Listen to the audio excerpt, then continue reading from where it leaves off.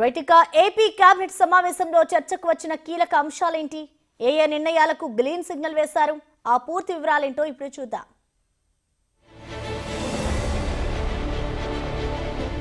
AP cabinet సమావేశం ముగిసింది. ఎజెండాలోని మొత్తం 14 అంశాలకు మంత్రిమండలి ఆమోదం తెలిపింది. జనవరి 8న ప్రధానమంత్రి నరేంద్ర మోదీ ఏపీలో పర్యటిస్తారు.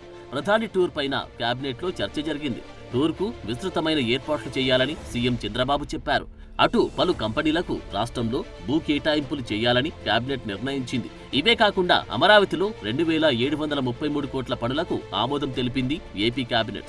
సిఆర్డీఏ 44వ సమావేశంలో తీసుకున్న నిర్ణయాలకు గ్రీన్ సిగ్నల్ ఇచ్చింది. అనుమతులు జారీ చేసే అధికారం మున్సిపాలిటీలకు బదలాయించి చట్ట సవరణకు కేబినెట్ ఆమోదం తెలిపింది. పిఠాపురం ఏరియా డెవలప్మెంట్ అథారిటీలో కొత్తగా 19 పోస్టుల ఏర్పాటుకు కూడా కేబినెట్ పచ్చజెండా ఊపింది. రామయ్యపట్నంలో బీపీసీఎల్ రిఫైనరీ, కాకినాడలో గ్రీన్ అమోనియా ప్లాంట్ ఏర్పాటుపైన చర్చ జరిపారు. నంద్యాల, వైఎస్ఆర్, కడప, కర్నూలు జిల్లాలో విండ్, సోలార్ విద్యుత్ ప్లాంట్ల ఏర్పాటుకు ఆమోదం, చిత్తూరు జిల్లాలో హోంశాఖ ఐఆర్ బెటాలియన్ ఏర్పాటుకు కూడా ఆమోదం తెలిపింది ఏపీ కేబినెట్.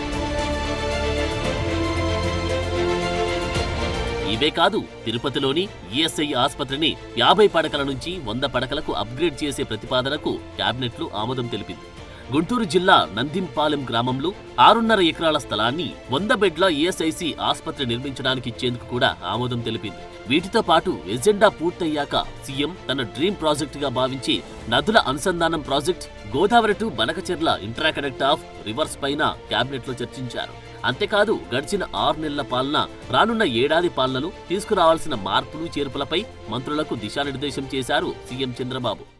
2723.02 కోట్ల విలువైన 2 ఇంజనీరింగ్ పనుల్ని టేకప్ చేయడానికి ఈరోజు మంత్రి మండలి ఆమోదం తెలిపిందని చెప్పేసి మనం చేస్తాను.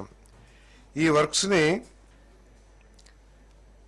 క్యాన్సిల్ చేసి వరల్డ్ బ్యాంకు, అదేవిధంగా ఏడీబీ ఎవరైతే ఈ అమరావతి నిర్మాణానికి ఆర్థిక సాయం చేస్తూ ఉన్నారో వారి సూచనల మేరకు ఈ ఇంతకుముందు ఉన్న టెండర్లన్నింటిని కూడా రద్దు చేసి మళ్ళీ ఫ్రెష్ టెండర్స్ని పిలవటానికి సూచనలు చేయడం జరిగింది ఈ ఫైనాన్షియల్ సంస్థలు. మరి దానికి ఈరోజు మంత్రిమండలి ఆమోదం తెలిపిందని చెప్పేసి మనం చేస్తా ఉన్నాం.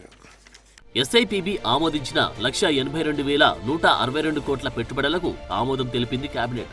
ఈ పెట్టుబడుల వలన 2,63,411 మందికి ఉద్యోగాలు రానున్నాయి.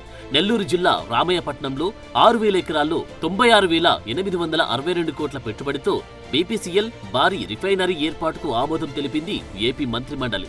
విశాఖపట్నంలోని మిలీనియం టవర్స్ లో 2,08,280 చదరపు అడుగుల విస్తీర్ణంలో టీసీఎస్ పెట్టుబడులకు కూడా ఆమోదం తెలిపింది కేబినెట్. శ్రీ సత్యసాయి జిల్లా గుడిపల్లిలో ఆజాద్ మొబిలిటీ ఇండియా లిమిటెడ్ సంస్థ ఎలక్ట్రిక్ 3-వీలర్ ట్రక్కులు, బస్సులు, బ్యాటరీ ప్యాక్ల కోసం 1,046 కోట్ల పెట్టుబడులకు ఆమోదం తెలిపింది కేబినెట్.